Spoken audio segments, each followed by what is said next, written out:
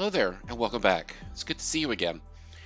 What we're going to do in this video is use the unit circle to investigate the values of tangent of theta, particularly around the quadrantal angles, pi over 2, pi, 3 pi over 2, and naturally 0 is where we're starting.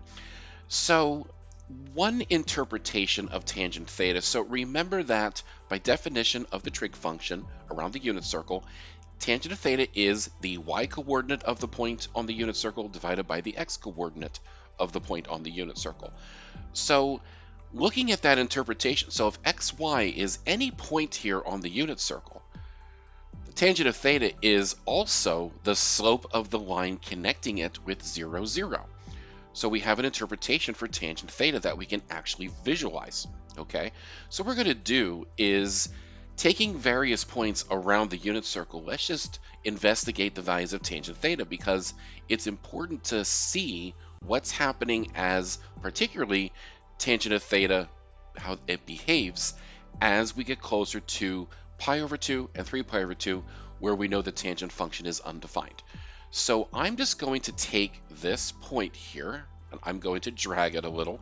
So notice that as I drag it, so the angle theta is between positive x-axis and this segment here.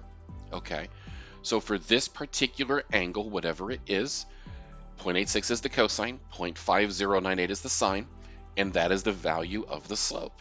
So as we traverse up the circle, I'm going to hit 45 degrees about there. It's pretty close. It's not quite 45 because remember the tangent of 45 degrees or pi over 4 radians is exactly 1. But now watch what happens to the slope as I get really close to 90 degrees. That angle right there is very close to pi over 2 radians, 90 degrees. And you notice that the slope is pretty large. It's almost 44. And that's because this y-coordinate here is almost 1, and this x-coordinate here is pretty close to 0. And naturally, as I get really, really close to that point 0, 1, y-coordinate gets even closer to 1, x-coordinate gets even closer to 0. And notice that slope is in the 90s now. In fact, for a very small change, I'm now looking at a slope of 200. So that slope is going vertical, but from the positive side. All of those slopes are positive leading up to that. But then as soon as I cross over the pi over 2 line, now I have a slope that is an extremely negative number. A large magnitude, but a negative number. So that's why on the graph of the tangent function, we notice that there's vertical asymptotes at pi over 2, and then we're going to notice 3 pi over 2 as well. But we notice that from the left, it's going to positive infinity because the slopes were positive and very large, to crossing that pi over 2 line, and then all of a sudden my slopes on this unit circle are very large magnitude negative numbers. So that explains the vertical asymptote.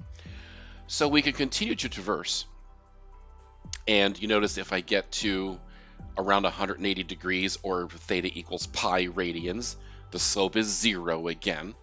And then as we get close to the other undefined point, same story. Positive slope getting more and more, getting larger and larger as I get closer to that 270 angle, the 3 pi over 2. And then all of a sudden I cross the 3 pi over 2, and now I have very large magnitude negative slopes.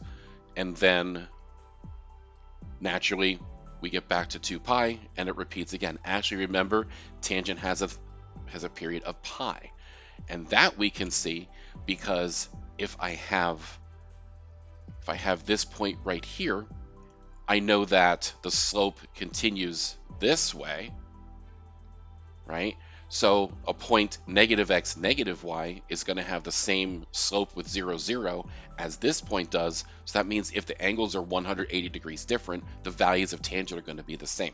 So a lot of nice interpretations come out of this unit circle, but particularly I wanted you to see what happens when tangent gets, or the angle gets close to pi over 2 and 3 pi over 2. So thank you for watching.